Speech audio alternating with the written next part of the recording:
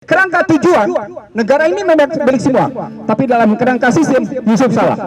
Di mana salahnya? Baca Undang-Undang Dasar 45. Siapa yang berhak ikut pemilu? Partai. Siapa yang berhak mengusulkan presiden? Partai. Berarti pemegang saham pemerintahan siapa? Partai. Siapa akhirnya pemilik pemerintahan? Adakah relasi antara yang namanya partai dengan rakyat? Tidak ada, selesai. Artinya kesalahan bukan cuma kesalahan pada kerangka sistem kenegaraan, ada kesalahan di sistem pemerintahan. Karena pemerintahan ini basisnya pemegang sahamnya adalah partai, dan partai kemudian boleh dibilang terus-menerus haus akan uang, korporasi masuk dalam kerangka itu mendikte. Saya sederhana menyebutnya.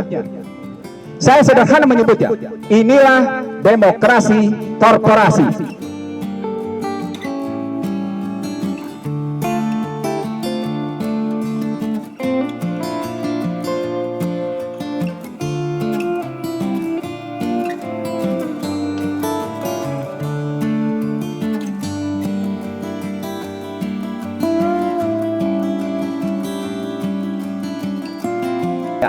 Nah, dampak dari sistem korporasi berkuasa lewat partai politik adalah rakyat kecil, kalau pakai bahasa Undang-Undang 45, rakyat kecil yang ditindasinya.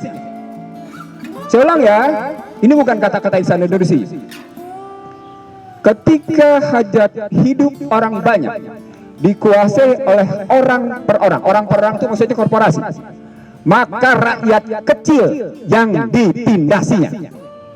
Di sinilah muncul penderitaan sistemik struktural. Maka dalam pandangan saya, yang disebut oleh Aldo dalam kerangka penderitaan rakyat itu ada 5. Nanti saya punya jalan keluar dan saya gagas, saya ajak teman-teman semua untuk mengatasinya bagaimana. Artinya kita coba tidak sekedar menyampaikan ada penderitaan, tapi kemudian tanpa jalan keluar. Kita punya jalan keluar. Sorry to say, orang-orang yang duduk sini tidak lebih bodoh dari mereka yang ada di sana. Kami bodoh, tapi mari adu bodoh. Serius, saya ngomong begini, hayo adu bodoh. Oke, yang pertama, penderitaan di bidang sosial. Tidak ada distrust. Aldo menyebut tadi cebong dengan kadrun, radikal, toleran, intoleran. Itu artinya distrust yang muncul. Orang masyarakat tidak percaya satu sama lain. Anda tahu kalau tidak percaya satu sama lain ada dampaknya apa? Yang saya alami tadi pagi. Tidak ada penghargaan, penghormatan antara anggota masyarakat satu dengan masyarakat yang lain di jalan raya. Nggak ada. Bohong itu kalau kita bisa saksikan di jalan raya, ada penghormatan, ada penghargaan satu sama lain. Saya pesepeda sudah hampir 20 tahun. Saya pesepeda. Dan saya rasakan betapa enak jidatnya pengendara motor terhadap sepeda, betapa enak jidatnya pengendara mobil terhadap sepeda, betapa enak jidatnya pengendara truk besar-besar itu terhadap mobil kecil, betapa sombongnya penguasa itu dengan strobonya itu terhadap rakyat jelata. Itu membuktikan bahwa di jalan raya saja tidak ada sikap saling menghormati dan tidak ada sikap saling menghargai. Situasi ketiadaan saling menghargai dan saling menghormati itu posisinya apa dampaknya? Begitu mudah ditumpangi menjadi format pecah belah adu domba. Mudah, ringan sekali. Di mana buat tangkap pokoknya? Yang satu dikasih nilai lebih, yang satu dikasih nilai kurang. Apa contoh konkretnya? Booster dikasih pekerjaan, influencer dikasih kerjaan, di sana ditekan habis-habisan. Itu artinya masyarakat miskin akan nilai-nilai saling menghormati, saling menghargai. Naik ke kerangka politik itu berarti miskin masyarakat akan apa yang disebut? Miskin akan keteladanan. Masyarakat menghadapi dengan kemiskinan keteladanan yang luar biasa. Saya mau tanya sama Anda, di level nasional siapa yang bisa jadi teladan? Enggak ada. Anda jawab tidak ada. Turun ke bawah ke provinsi, siapa yang bisa jadi teladan? Enggak ada juga. Turun ke bawah ke sosial, siapa? Enggak ada juga. Itulah dibantai Rizik. Saya bilang dibantai. Rizik mencoba tampil Saya bilang mencoba tampil menjadi teladan, tapi dia dipukul habis-habisan karena khawatir gelombang rizik menjadi keteladanan adalah gelombang besar menjadi pukulan terhadap kekuasaan formal. Jadi sudah dua ya, politik, miskin, ketiadaan keteladanan.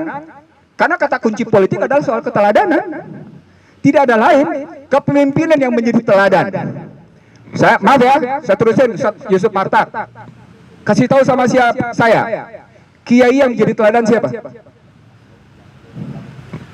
Kasih tahu sama saya. Siapa kiai yang menjadi teladan sekarang ini?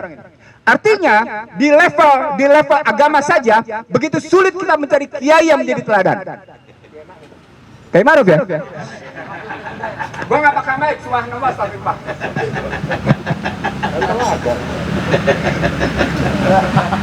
Lah halo wala kota ilabillah. Ya, jadi politik kayak gitu, sosial kayak gitu. Saya masuk ke ekonomi.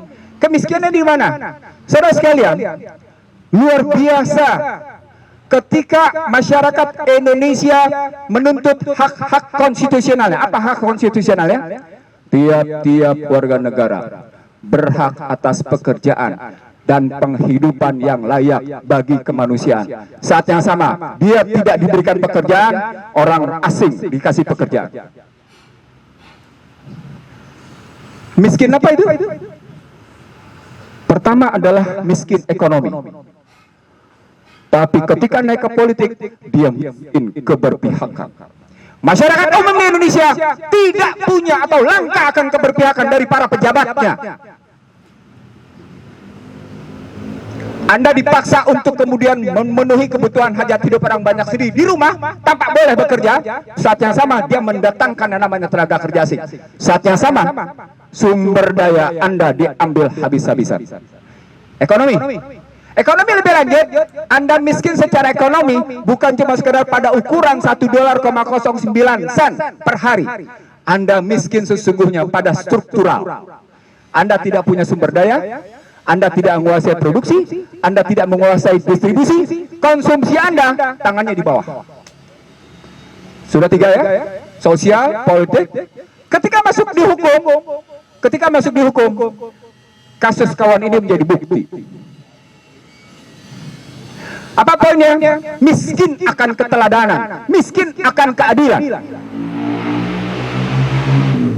Kalau saya menarik dalam perspektif sosiologi hukum, itu berarti miskin akan kepastian. Saya menyebutnya sebagai social uncertainty. Sumbernya adalah social disorder, social distrust, social disobedience. Dia naik menjadi social uncertainty, maka tidak heran kalau tadi Yusuf Martak menyebutkan membandingkan antara putusan Habib Rizik dengan Pinangki, dengan yang namanya Joko Chandra, bahkan perbandingan antara keputusan Eni Maulana Saragih dengan Samintan. Anda tahu Eni Maulana Saragih terima duit dari siapa? Samintan. Anda tahu Samintannya menjadi apa putusannya? Itu fakta. Itu di depan mata kita posisinya. Dan pada saat yang sama, nenek-nenek yang sekedar mengambil singkong dan yang nama sekedar mengambil pisang terkena hukuman luar biasa. Itu artinya akuntansi uncertainty-nya tinggi luar biasa. Saya masuk ke wilayah budaya. Kemiskinan ini muncul pada posisi betapa yang namanya orang menghargai kekuasaan dan kekayaan. Itu artinya miskin orang itu. Miskin. Di mana miskinnya? Salah satu riset saya terbuka sama Anda. Salah satu riset saya adalah dari korban pandemi adalah, maaf ya, yang perempuan, maaf. Makin banyak perempuan yang tidak tahu harga diri ada di mana. Bahasa sederhananya, makin banyak perempuan yang miskin harga diri. Ketika perempuan miskin harga diri, rusak budaya. Bapak Ibu sekalian, ini bukan mulut yang bicara. Ini riset. Riset di semua kota besar di Indonesia. 8 kota besar saya riset. Saya temukan betapa miskinnya harga diri pada perempuan. Hanya karena persoalan, gue mesti makan apa bang hari ini? Gue mesti makan apa? Suami gue di PHK, dia nggak bisa kerja. Sambil menangis mereka, sambil menangis. ada pekerjaan mereka yang lebih lanjut lagi dalam posisi bukan sekedar menjual tubuhnya, bukan sekedar itu. Subhanallah, astagfirullah, menjual tubuhnya. Tapi pada saat yang sama juga mereka berani menipu. Itu luar biasa miskin harga dirinya. Jadi kemiskinan politik, hukum, sosial, dan budaya. Terakhir Bapak sekalian, kemiskinan hankam. Kemiskinan pertahanan keamanan. Bapak sekalian, kalau saya masuk di sini panjang karena saya akan berhadapan dengan berbagai contoh. Dari contoh seperti ini maka usulan saya konkret. Saya ngajak teman-temannya di depan dan ada semua. Per orang berani ngumpulin duit per minggu nggak banyak, Rp1.000. Rp1.000 untuk mengatasi mereka yang sudah langka harga dirinya, udah nggak punya, udah miskin. Tujuannya adalah wakaf produktif. Jadi Aldo, Haikal, Yusuf, Bapak sekalian, Ibu, saya ngajak Anda, nggak usah banyak-banyak, Rp1.000. Ajak masyarakat Indonesia yang masih punya duit, ya, kumpulin Rp1.000. Jangan masukin ke bank. Lo kena lo kasus lo kalau masukin ke bank. Kumpulin dan buktikan secara online bahwa uang yang Anda kumpulkan bisa Anda pertanggungjawabkan dan disalurkan kepada orang miskin yang memang membutuhkannya. Artinya 8 mustahik itu Anda penuhi. 8 mustahik atau 60. Tapi kita ajak masyarakat Indonesia, kita kumpulin duit yuk semua. Ada gerakan moral kita mengatasi kemiskinan moral. Saya ulang ya, ada gerakan moral kita mengatasi kemiskinan moral. Dan tidak perlu kita jawab dengan politik. Kita jawab dengan moral. Moralnya konkret, Rp1.000 per minggu atau Rp5.000, terserah berapa. Tapi catat, bukan hanya umat Islam yang berhak. Yang non-muslim pun berhak. Karena yang menderita kemiskinan bukan hanya muslim, tapi juga non-muslim posisinya. Poinnya satu, gerakan moral kita, gerakan melakukan mengatasi penderitaan rakyat adalah mengangkat moralitas masyarakat bahwa mereka adalah pemilik kedaulatan rakyat. Sadarkan mereka bahwa adalah pemilik kedaulatan rakyat, dan untuk menyadarkan itu moralnya dulu ditumbuhkan. Dan moral ditumbuhkan dengan cara kita melakukan kerjasama sosial, di mana kita yang masih mampu, entah 1.000, entah 5.000, kita sumbangkan per bulan. Saya akan memulainya hari ini 100.000. Saya akan memulai dengan 100.000. Saya undang teman-teman semua. Saya ulang, Anda jangan taruh di bank. Aldo, jangan taruh di bank. Anda boleh mengambil contoh-contoh di luar negeri. Saya lupa di sebuah negara ada anak kecil yang usianya cuma sekedar 11 tahun mengumpulkan duit dari warga sampai akhirnya dia bisa menggelundung dan memperbaiki kekurangan orang-orang lain kebetulan juga butuh pembiayaan rumah sakit. Dan itu luar biasa. Saya lupa di negara mana. Tapi saya pernah baca di media sosial posisinya. Jadi yang pertama adalah itu, kumpulkan uang. Yang kedua, wakaf produktifnya konkret. Sedikit demi sedikit kita carikan lapangan kerja. Jadi jangan, teman-teman sekalian, Bapak sekalian, yang dibuat oleh pemerintah adalah melempar makanan itu memiskinkan harga diri. Ketiadaan harga diri. Saya mengajak teman-teman di sini, beri mereka kekayaan harga diri dan moral dengan cara bukan sekedar dikasih uang dalam waktu sesaat. Mari kita berpikir bagaimana menyiapkan lapangan kerja. Dengan cara wakaf produktif. Banyak caranya. Saya bilang sama Anda, hampir rata-rata wakaf produktif di Indonesia gagal. Oleh satu hal. Masyarakat Islamnya berhasil dicacah-cacah sistem kepercayaan dan kerjasamanya satu sama lain. NU sama Muhammadiyah bisa duduk bareng nggak? Nggak bisa. Nggak bisa. Nggak bisa. Susah sekali. Artinya sesungguhnya betapa mudahnya umat Islam Indonesia dicacah. Nah, Aldo, lewat Anda nggak perlu ikut model pencacahan sosial tadi, dicacah-cacah, dibelah-belah, nggak usah ikut. Kita masuk, kita perbaiki wakaf produktif, kita beri lapangan kerja. Yang kedua, yang ketiga sekarang, oh sekalian, suka tidak suka, setuju tidak setuju, YouTube adalah sebuah kerajaan. Saya ulang ya. Suka tidak suka, setuju tidak setuju, YouTube adalah sebuah republik. Presidennya Mark Zuckerberg, ya. YouTube ya posisinya. Oh sorry. Ya ya Pak, itu Facebook, sorry. Maksud saya Facebook, bukan YouTube. Facebook adalah kerajaan tersendiri. Pemakainya adalah rakyatnya. Begitu juga YouTube kalau pesannya. Jadi Anda akan masuk ke dalam posisi bagaimana Anda berhadapan dengan penguasa mereka. Disukai, oke, nggak disukai disingkirkan. Apa artinya? Satu, sesungguhnya kebebasan berserikat, menyatakan pendapat, baik secara lisan maupun secara tulisan, dalam HAM adalah semu. Saya ulang, ini ahli hukum, gue juga anak hukum, tadi dia tanya sama gue, abang lulusan tahun berapa? Gue sebutin tadi, ini anak FUI, gue ada FUI. Artinya dalam pembelajaran gue, pembelajaran saya Bapak sekalian, semu. Sekarang yang haknya di mana? Supaya kita mampu menimbulkan dignity kita, harkat martabat kita, konkretnya di mana? Tidak ada lain, nggak ada jalan lain. Kecuali lawan prinsip-prinsip yang dipaksakan lewat tadi bermasker. Jadi pergeseran dari G2G menjadi G2B, kemudian sekarang bergeser dari B2G menjadi business to people, tepatnya dari korporasi ke rakyat. Dan korporasi mendikte habis-habisan negara. Tidak ada negara yang tidak berhasil didikte oleh korporasi. Dalam lingkup IT misalnya, kalau kita lihat, 7 perusahaan di dunia mendikte seluruh masyarakat dunia.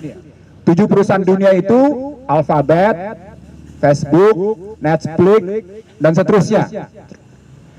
Kalau Anda lihat bahkan terakhir bagaimana Donald Trump menggugat Facebook, menggugat Twitter, satu lagi saya lupa apa posisinya. Tapi saya cuma ingin ngambil contoh sama Anda bahwa bukan saja negara yang didikte, tapi masyarakat juga didikte. Anda semua tidak bisa tidak hari ini sudah sampai pada posisi ketergantungan menggunakan HP. Walaupun kita cuma sebagai operator atau user, tapi minimal kita sudah masuk ke dalam posisi dipaksa untuk menggunakan HP. Pada saat yang sama, ada pendiktean kedua, ada pemaksaan yang kedua. Bagaimana korporasi mendikte Anda lewat sebuah konsumsi apa yang saya sebut sebagai perang biologi. Kalau pakai istilah buku saya, Bangsa Terbelah, saya menggunakan 3 istilah. Proxy war, asymmetric war, neocortex war. Neocortex war Anda hadapi dengan posisi HP, Anda tidak sadar, pikiran-pikiran kita pakai post-truth misalnya, hal yang benar menjadi salah, hal yang salah menjadi benar posisinya. Kalau proxy war dia tidak perlu hadir, tapi dibangun kecemasan. Anda menjadi parno, Anda menjadi anxiety, Anda menjadi nggak karuan, tidak percaya. Bahasa sederhananya, baik proxy, asimetrik maupun neocortex, sebenarnya strategi pelaksanaan apa yang saya sebut sebagai VUCA, volatile, uncertain, complex, ambigu posisinya. Di sini rata-rata manusia di dunia, saya ulang, manusia di dunia lupa bahwa sesungguhnya sebelum yang namanya Obama turun, saya ulang, sebelum Obama yang namanya turun, Obama menggagas Trans-Pacific Partnership. Saya ulang, untuk kawasan Asia Pasifik, dia menggagas Trans-Pacific Partnership. Untuk kawasan Atlantik, dia menggagas Trans Trade and Investment Partnership, TTIP namanya. Apa poin dari TPP dan TTIP? Poinnya satu, korporasi bisa mengkooptasi kedaulatan rakyat. Saya ulang ya, saya ulang. Ini kajian ini jarang sekali muncul ke permukaan. Saya mau bawa Anda ke dalam sebuah bukti kenapa Majelis Penderitaan Rakyat itu dibutuhkan. Tapi dalam sebuah konstruksi global dan konstruksi nasional bisa kita ambil. Konstruksi globalnya adalah, kalau kita lihat posisinya tadi, korporasi-korporasi besar tadi mendikte sebuah negara dengan model TPP dan TTIP tadi untuk mengikuti apa yang dia kehendaki. Kalau ambil tadi disebut oleh pendeta sebagai pandemi, Anda pernah melihat YouTube saya, Anda bisa lihat misalnya pada tahun 96 apa yang dirancang oleh Bilderberger di Georgia, Atlanta. Sudah saya sebut, Anda tinggal buka di YouTube saya posisinya. Di sana sudah disebut, andai kata negara yang melawan perencanaan ini, maka pemimpinnya disingkirkan. Tetapi andai kata warga negaranya yang melawan, gunakan polisi. Itu konstruksinya. Begitu. Saya ulang ya, ini bukan sembarangan, ini rancangan, bahkan istilah saya, kalau saya mau mundur ke belakang, sekilas saya ajak Anda berpikir sebentar. Ini rancangan kurang lebih sekitar 60 tahun, 70 tahun lalu. Ketika namanya Bretton Woods dihajar habis, Nixon shock kena, lalu kemudian mereka mengubah. Sekarang per hari ini, saya sebut dalam sebuah kajian saya, per hari ini mereka sedang menggunakan lagi apa yang disebut dengan Bretton Woods 2.0. Kenapa Bretton Woods 2.0? Karena mereka ingin menggunakan digital currency berbasis emas. Dulu Bretton Woods pertama itu basisnya emas. Tapi setelah Bretton Woods dianggap gagal, mereka menggunakan dolar. Karena mau menggunakan digital currency suka tidak suka, underlying asetnya harus ada. Underlying asetnya adalah emas. Maka digunakanlah yang disebut dengan Bretton Woods 2.0. Kalau Anda kenalnya Industrial 4.0, itu udah ketinggalan zaman. Karena akhirnya mereka tidak lagi menggunakan 4.0, mereka sudah lompat. Nah, saya lanjutin teman-teman sekalian. Kalau di levelnya seperti itu, maka sesungguhnya ada 3 industri yang kerjasama. Pertama, ya, industri farmasi. Setelah yang namanya IT menguasai. Saya ulangi Bapak sekalian. Pertama adalah industri IT, industri farmasi. Saya tanya sama Anda semua, dokter mana di dunia yang tidak tunduk pada metodologi barat?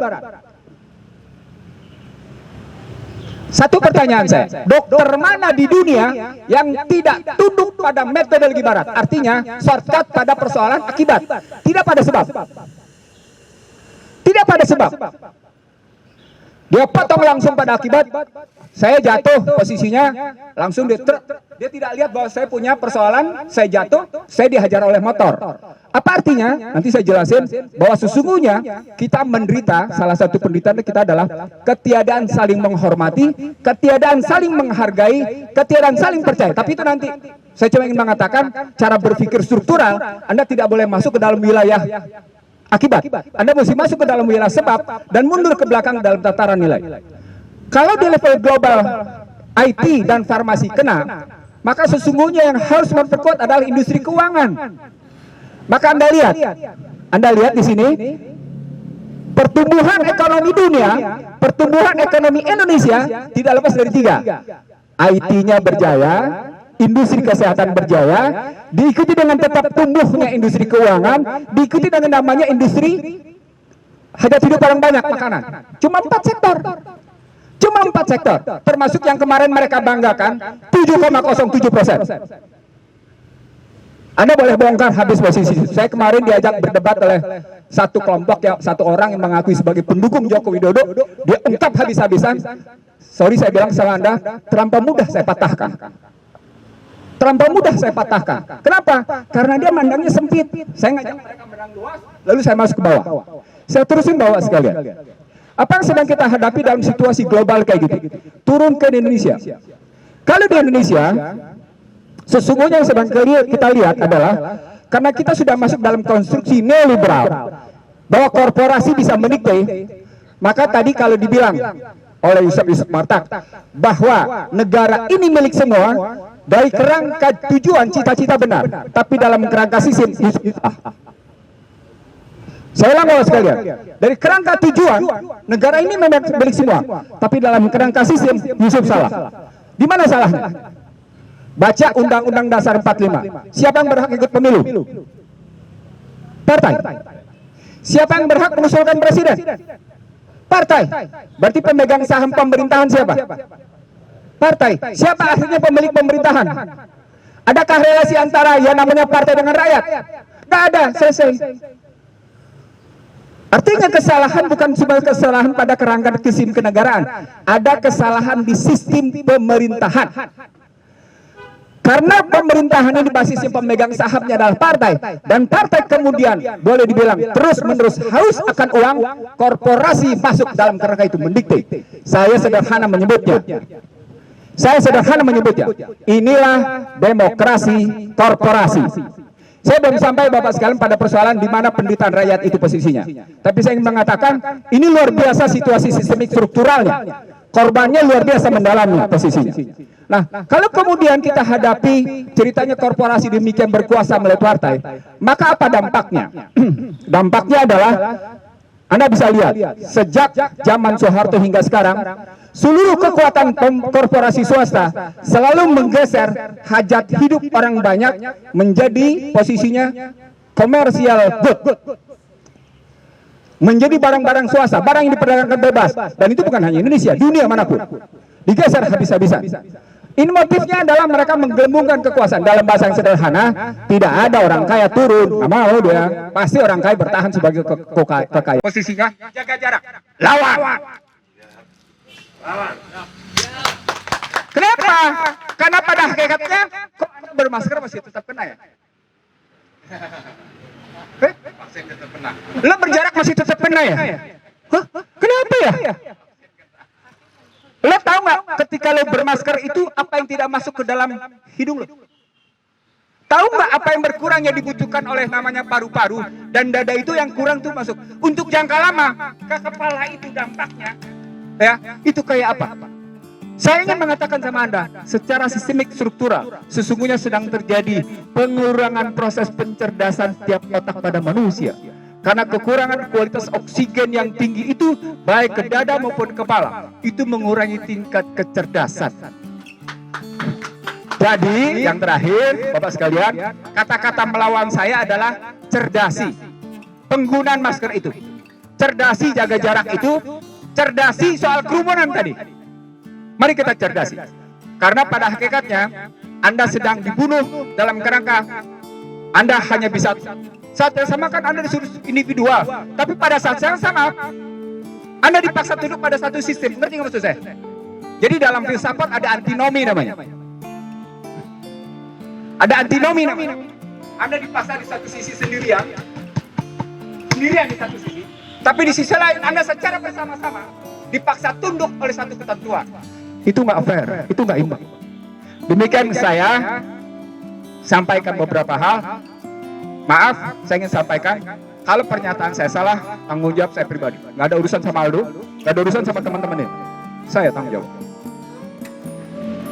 Saya tanggung jawab. Saya tidak ingin melibatkan teman-teman ini untuk hal-hal yang saya sampaikan. Oh ini forumnya di Aldo, ini temannya di tempatnya Babe Haikal. Yang tanggung jawab Aldo dan Haikal Hasan.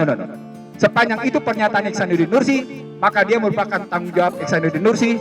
Dan karena kebetulan ini adik kelas saya, maka saya akan bersama adik kelas saya. Demikian, terima kasih. Assalamualaikum warahmatullahi wabarakatuh. Ini karena hari udah siang.